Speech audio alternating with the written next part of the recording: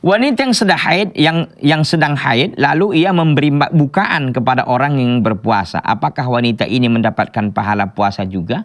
Iya, karena memang tidak disyaratkan kan. Tidak disyaratkan orang yang memberikan puasa, memberikan bukaan puasa itu harus dia puasa. Kan dikatakan bahwa man fattara sha'iman, ya, man fattara sha'iman fakana lahu mithlu ajri sha'im ghaira alla yunqasa min ajri sha'im syai'an.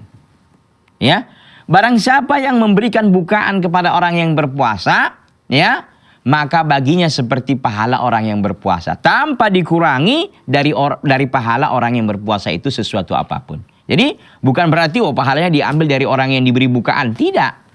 Jadi ketika kita memberikan bukaan kepada si Alif umpamanya, sedangkan dia dalam keadaan berpuasa, maka kita yang memberikan ini mendapatkan pahala puasa seperti pahala dia. Tapi bukan dikurangi atau bukan diambil dari pahala dia sendiri, enggak. Nah, itulah keutamaan dan anugerah ataupun karunia yang diberikan oleh Allah Subhanahu wa taala, ya. Jadi ini kita dianjurkan. Hadis yang saya bacakan tadi itu hadis diriwayatkan oleh Imam At-Tirmidzi, Ibnu Majah, Imam Ahmad dan lain sebagainya. Jadi hadis ini mendorong kita ya untuk berbagi, ya. Mungkin bahasanya berbagi, tapi ini kan bahasa syariatnya sedekah sesungguhnya, memberikan bukaan kepada orang lain. Ya semampu kita lah, minuman kayak makanan kayak kurma kayak apa yang kita bisa mampu. Atau paling tidak kita menyuguhkan gitu. Kita tidak punya tapi kita menyuguhkan, mempersiapkannya juga mendapat pahala insyaallah taala.